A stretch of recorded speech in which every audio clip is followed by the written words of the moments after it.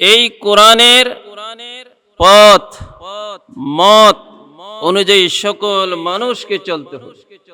পৃথিবীতে যত মানুষ আছে সকল মানুষ কোরআনের পথ অনুকরণ করবে।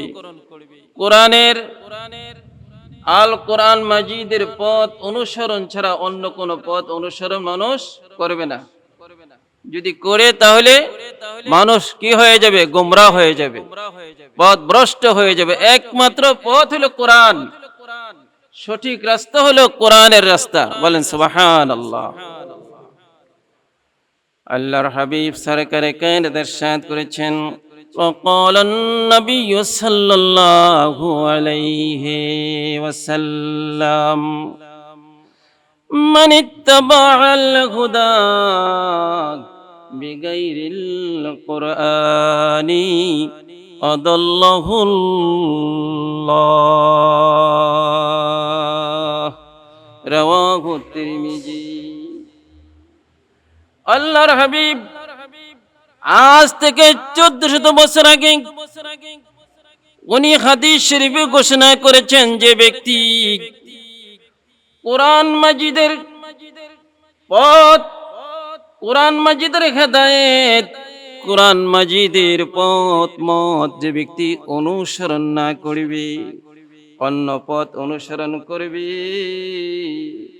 কোরআনকে বাদ দিয়ে যে ব্যক্তি গায়রুল্লাহকে অনুসরণ করবে, কোরআনকে বাদ দিয়ে যে ব্যক্তি শিরিক করবে, আল্লাহর সাথে অন্য কাউকে শিরিক করবে, কোরআনকে বাদ দিয়ে কোরআনের অনুসরণ বাদ দিয়ে যে ব্যক্তি নামাজ পড়বে না, রোজা রাখবে না, নেশাব পরিমাণ যাকাতের মালিক হয়নি, সে যাকাত দিবে না, হজ করার তৌফিক থাকলে সে হজ করবে না, আল্লাহর হাবিব বলছেন আদাল্লাহুল্লাহ, ওই ব্যক্তি হলো গুমরাহী ব্যক্তি। যে ব্যক্তি কোরআন বাদ দিয়ে, কোরআনের অনুকরণ বাদ দিয়ে অন্য কোন পথ অবলম্বন করবে, সে কি? গুমরাহী ব্যক্তি, পথভ্রষ্ট ব্যক্তি। কথাটা কার? নবী মুহাম্মদুর রাসূলুল্লাহ সাল্লাল্লাহু আলাইহি ওয়াসাল্লাম। আজকে সমাজের ভিতরে, রাষ্ট্রের ভিতরে কোরআনকে বাদ দিয়ে চলা হচ্ছে, কোরআনের পথ অনুসরণ করি না। কোরআন বলছে হত্যা করা নিষেধ, কোরআন বলছে গুম করা, খুন করা নিষেধ, কোরআন বলছে জিনা করা নিষেধ, কোরআন বলছে পাপাচার করা নিষেধ, নির্বিচার অবিচার, কোরআন বলছে সুদ খাওয়া নিষেধ, ঘুষ খাওয়া নিষেধ, এটা কোরআনের নির্দেশ। কোরআন বলছে শিরক করা নিষেধ, কোরআন বলছে, কিন্তু আমরা সেই অনুকরণ করতেছি না। কোরআনকে আমাদের জীবনের দর্শন হিসাবে, কোরআনকে আমাদের চালক শক্তি হিসাবে আমরা গ্রহণ করতেছি না। বলেন নাউজুবিল্লাহ।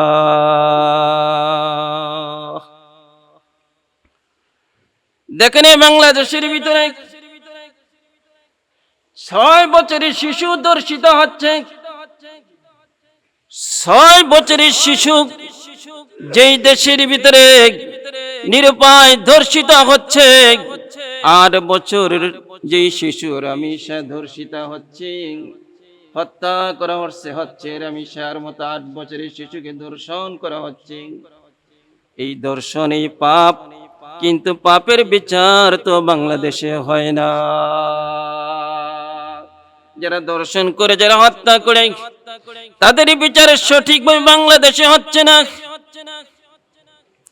আইনের ফাঁক ফোকর দিয়ে বের হয়ে তারা সমাজের ভিতরে, রাষ্ট্রের ভিতর ঘোরাফেরা করতেছে পাপাচারী ব্যক্তিরা।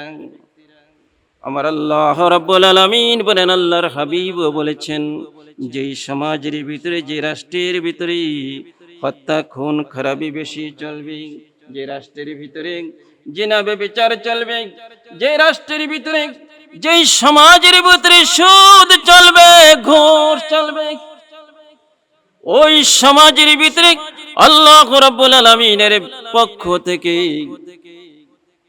আযাব আসবে, টর্নেডো আসবে, ঘূর্ণিঝড় আসবে, বন্যা আসবে, ওই সমাজের বিরুদ্ধে ভয়াবহ অবস্থা ধারণ করবে। বলেন নাউযুবিল্লাহ।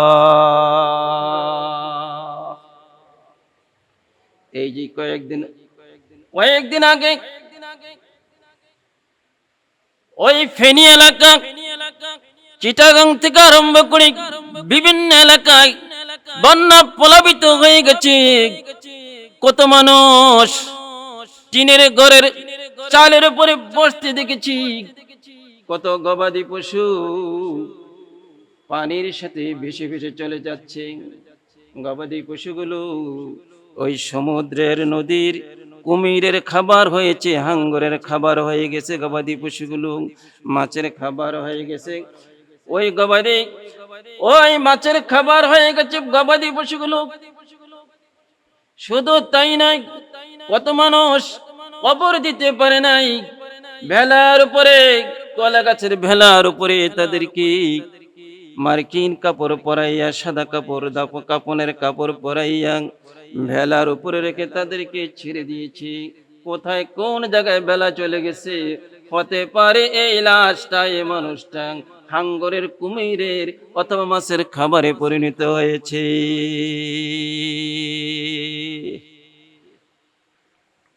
সম্মানিত সুধী মুসল্লি ভাইয়েরা, এই বন্যা প্লাবন হলো আল্লাহর পক্ষ থেকে গজব। আল্লাহ রাব্বুল আলামিন বলেন, আওয়ালাম ইয়ারাউনা আন্নাহুম ইউফতানুনা ফি কুল্লি আমিন মাররাতিন আও মাররাতাইন। আল্লাহ রাব্বুল আলামিন বলে, পৃথিবীর মানুষকে চোখে দেখে না, তাদের কি দৃষ্টি নাই, তাদের কি বুঝে আসে না? আওয়ালাম ইয়ারাউনা আন্নাহুম ইউফতানুনা, যে আমি আল্লাহ রাব্বুল আলামিন মানুষদেরকে পরীক্ষা করি বছরে একবার অথবা দুবার। 10 তলার বিল্ডিং এর উপরে একটা মানুষ ঘুমাচ্ছে, 10 তলার বিল্ডিং এর মালিক ঘুমাচ্ছে। মাঝে মাঝে আমি আল্লাহ ভূমিকম্প দিয়ে একটু নাড়াচাড়া দেই। ও 10 তলার বিল্ডিং এর মালিক, 20 তলার বিল্ডিং এর মালিক, এভাবে আমি আল্লাহ রাব্বুল আলামিনের পথকে বাদ দিয়ে, আমার অনুসরণ আনুগত্য বাদ দিয়ে ঘুমাইও না। মাঝে মাঝে তাদেরকে নাড়াচাড়া দেই, যাতে এই মানুষগুলি আল্লাহ মুখী হয়ে যায়। বলেন সুবহানাল্লাহ।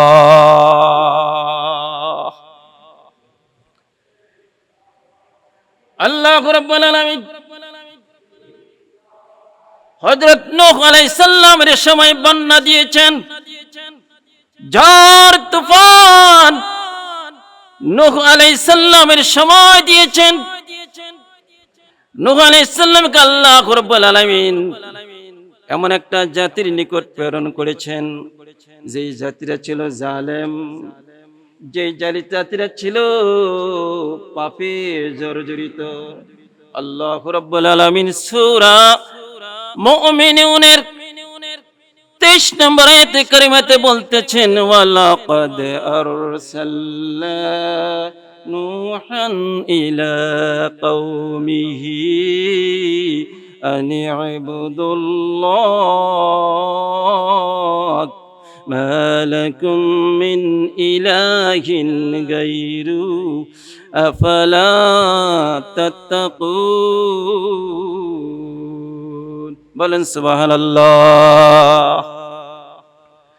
আল্লাহ নূহ আলাইহিস সালামকে প্রেরণ করলেন।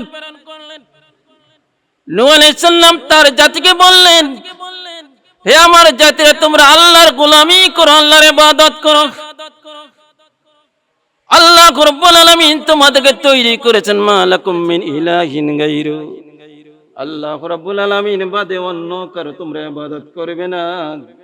আল্লাহ রাব্বুল আলামিন তোমাদেরকে তৈরি করেন, তোমরা আল্লাহর আনুগত্য করো, গোলামি করো। আফালা তাত্তাকুন, তোমরা আল্লাহ রাব্বুল আলামিনকে ভয় করো। বলেন সুবহানাল্লাহ। কিন্তু তার লোকেরা যত দাওয়াত দিচ্ছেন, তারা পাপাচারে লিপ্ত ছিল, খারাপ কাজে লিপ্ত ছিল, তারা জিনায় লিপ্ত ছিল, হত্যা যজ্ঞ করত, তারা ব্যভিচার করত, আল্লাহর সাথে আল্লাহর সাথে অংশীদারি স্থাপন করত, মূর্তি পূজা করত। নূহ আলাইহিস সালাম তাদেরকে বললেন, ফাকুলতু ইস্তাগফিরু রাব্বাকুম ইন্নাহু কানা গাফফারা। নূহ আলাইহিস সালাম বলেন, আল্লাহ, আমি এই জাতিকে অনেক বোঝাচ্ছি, আমি আমার জাতিকে বলছি তোমরা ঈমান আনো, নেক আমল করো, আল্লাহর আনুগত্য করো, পাপাচার ছেড়ে দাও। তোমরা যদি ঈমান আনো, নেক আমল করো, পাপাচার গুলো ছেড়ে দাও, আল্লাহ রাব্বুল আলামিন ফাস্তাগফিরু যুনুবাকুম, আল্লাহ রাব্বুল আলামিন তোমাদের তওবা কবুল করবেন, তোমাদের জীবনের গুনাহগুলো আল্লাহ maaf করে দিবেন। বলেন সুবহানাল্লাহ। ইন্নাহু কানা গাফফারা, আল্লাহ রাব্বুল আলামিন হলেন ক্ষমাশীল। বলেন না সুবহানাল্লাহ।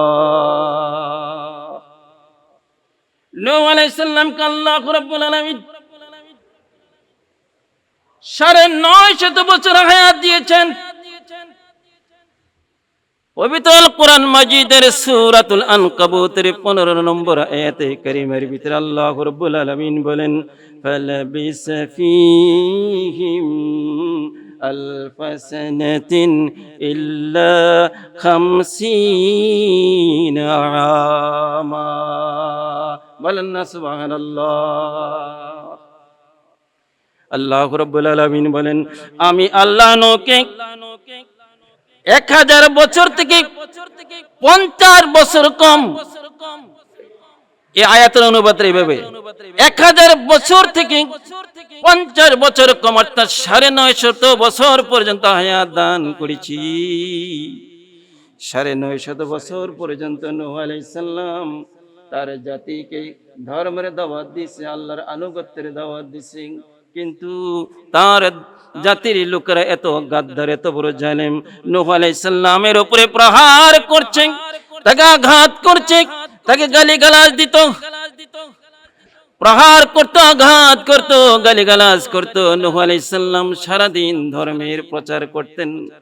সন্ধ্যাবেলা, রাত্রিবেলা আল্লাহ রাব্বুল আলামিনের কাছে দুহাত তুলে দোয়া করতেন, চোখের পানি ছিঁড়ে ক্রন্দন করতেন, আল্লাহ, এমন একটা জাতির কাছে আমাকে তুমি প্রেরণ করেছো, যারা আমার কথা শুনে না, যারা আমাকে গালিগালাজ করে, যারা আমাকে নির্বিচারে তারা মারতে চায়, মারে, আমার উপর আঘাত করে দুহাত তুলে আল্লাহর দরবারে এমন ক্রন্দন করতেন। আল্লাহ রাব্বুল আলামিন বলছেন, নূহ, কি বলছেন? নূহ শব্দের অর্থ হলো ক্রন্দন করা।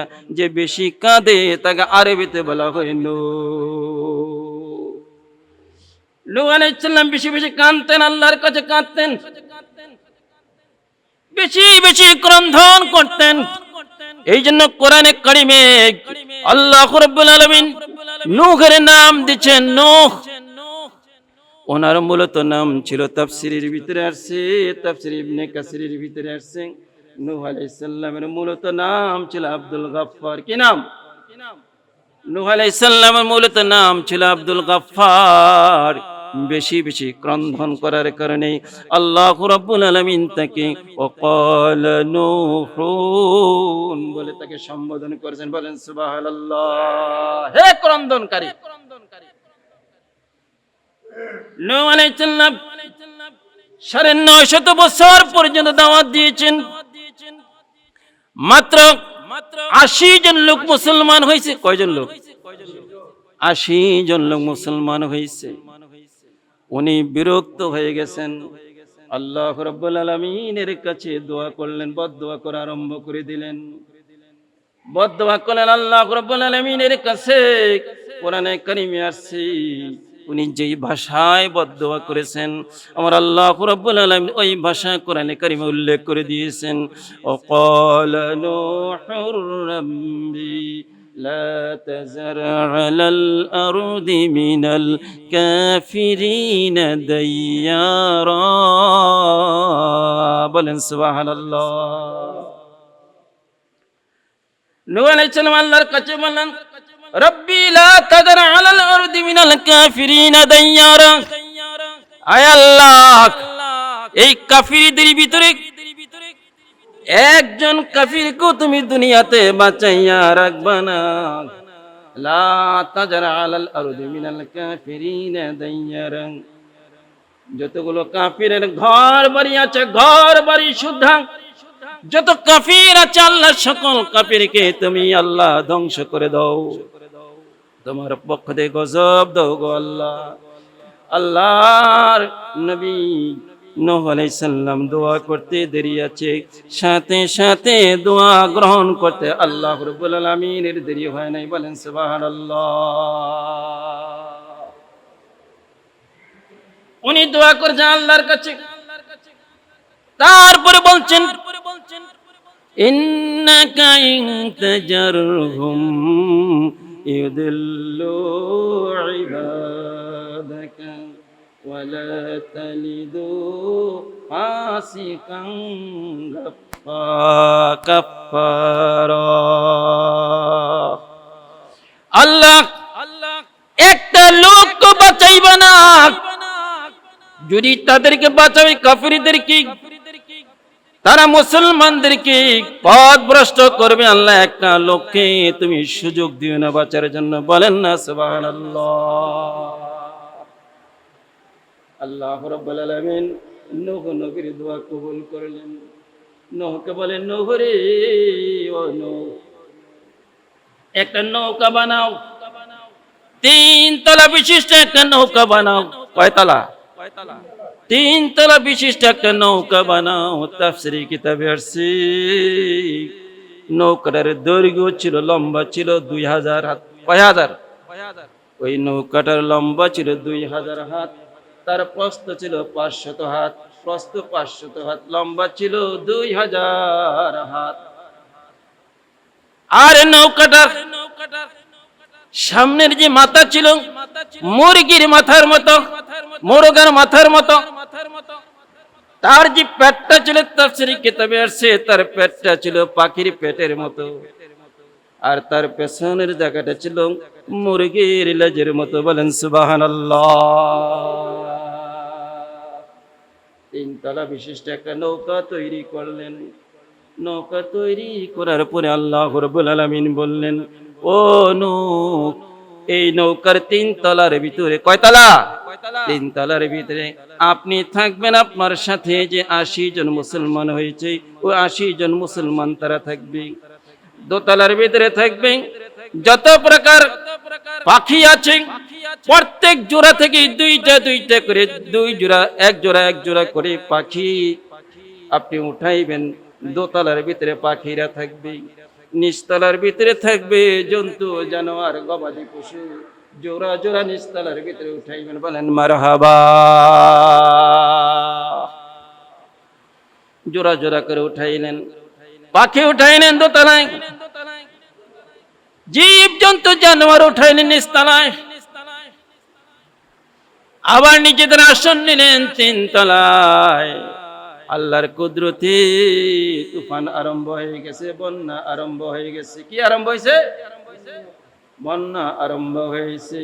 ফাআখাযাহুমুত তুফানা ওয়া হুম যালিমুন। আল্লাহ রাব্বুল আলামিন বলেন, আমার পক্ষ থেকে টর্নেডো, আমার পক্ষ থেকে তুফান, আমার পক্ষ থেকে বন্যা আরম্ভ হয়ে গেল। নূহ আলাইহিস সালামের কিস্তি নৌকা পানির উপরে ভাসতে লাগলো। বলেন সুবহানাল্লাহ। নৌকা চলতেছে চলতেছে, নৌকার ভিতরে একটা পতাকা ছিল। কি ছিল? একটা পতাকা ছিল। আপনি নৌকার ভিতরে লম্বা, কি দেয় এটারে? লম্বা জি। আগে বাতাসে নিত একটা পাল, একটা পাল ছিল নৌকার ভিতরে। ওই পালের ভিতরে আমার নবী মুহাম্মদ রাসূলুল্লাহ সাল্লাল্লাহু আলাইহি সাল্লামের নাম লেখা ছিল, লা ইলাহা ইল্লাল্লাহু মুহাম্মাদুর রাসূলুল্লাহ। নৌকা চলতে লাগলো, চলতে লাগলো, বন্যার পানির উপর নৌকা ভাসতে লাগলো। চলতেছে চলতেছে নৌকা, 3 তলা নৌকা, 2000 হাত লম্বা নৌকা চলতেছে পানির উপরে। অঢেল পানি, সারা পৃথিবীতে পানি আর পানি। এমন সময় লক্ষ্য করা গেল যে নিচতলায় যে গবাদি পশু আছে, জীবজন্তু জানোয়ার আছে, তারা তো পায়খানা করে পেশাব করে, যদি তারা প্রতিনিয়ত পায়খানা পেশাব করতে থাকে, হতে পারে এই পায়খানা পেশাব করার কারণে তারা ওই নৌকা ডুবে যেতে পারে, নৌকা ডুবে যেতে পারে। পায়খানা পেশাব করে না গবাদি পশুরা, তাদের পায়খানা বেশি, নৌকা ডুবে যেতে পারে। এই জন্য নূহ আলাইহিস সালাম আল্লাহ রাব্বুল আলামিনের কাছে দরখাস্ত করলেন, ইয়া আল্লাহ, আল্লাহ গবাদি পশুরা পায়খানা করে, আল্লাহ আল্লাহ তাদের পায়খানার কারণে নৌকা ডুবে যেতে পারে, আল্লাহ কি করব? আমার আল্লাহ রাব্বুল আলামিন বললেন, নূহ রে, ও নূহ, একটা কাজ করো, হাতির লেজ আছেন, হাতির লেজের ভিতরে একটু নাড়া দাও। কার? হাতির লেজের ভিতরে একটু নাড়া দাও। আল্লাহর কুদরতে নাড়া দেওয়ার কারণে শুকর বের হয়ে যায়। বলেন সুবহানাল্লাহ। কি বের হবে? শুকর। এই শুকরগুলো যারা বের হবে তাদেরকে নৌকার তলার ভিতরে ছেড়ে দাও। দেখবেন নৌকার ভিতরে যত পায়খানা আছে সমস্ত পায়খানা খেয়ে তারা পরিষ্কার করে ফেলবে। ও আল্লাহ, নৌকার ভিতরে ইঁদুর দেখা গেছে। কি দেখা গেছে? ইঁদুর। নৌকাতে ইঁদুর আছে, নৌকার ভিতরে ইঁদুর আছে। আল্লাহ, ইঁদুর তো কাঠ কাটে, ইঁদুরের অভ্যাস হলো কাঠ পেলে কাঠ কাটে। আমার নৌকার তলা জুড়ে ছিদ্র করে ফেলে নৌকা ডুবে যেতে পারে। আল্লাহ আল্লাহ, ইঁদুর আছে, ইঁদুর তো আছে, আল্লাহ নৌকার তলা জুড়ে ছেদা করে কাঠ কাটা আরম্ভ করে নৌকার ভিতরে পানি উঠে যেতে পারে। আল্লাহ কি করবো? আমার আল্লাহ রাব্বুল আলামিন বললেন, তাফসীরি কিতাবে আসছে, আমার আল্লাহ রাব্বুল আলামিন বললেন, ওই যে বাঘ আছে, বাঘ, নৌকার নিচতলায় বাঘ আছে, বাঘের কপালের ভিতরে একটু আঙ্গুল বোলাও, একটু হাত বোলাও, হাত বোলানোর সাথে সাথে দেখবে বিড়াল জন্ম হয়ে গেছে। বলেন সুবহানাল্লাহ। কি জন্ম হয়েছে? এই বিড়ালকে ছেড়ে দাও। বিড়াল যখন ইঁদুর দেখবে, ইঁদুর যখন বিড়ালকে দেখবে, তখন আর বিড়ালের ধমকে থাকবে, দৌড়িয়ে পালাইতে থাকবে নৌকার ভিতরে, কারণ বিড়ালের খাবার হলো ইঁদুর। তার নৌকার তলা কাটতে পারবে না। বলেন না সুবহানাল্লাহ। আজকের আলোচনা এখানে ক্ষান্ত করলাম।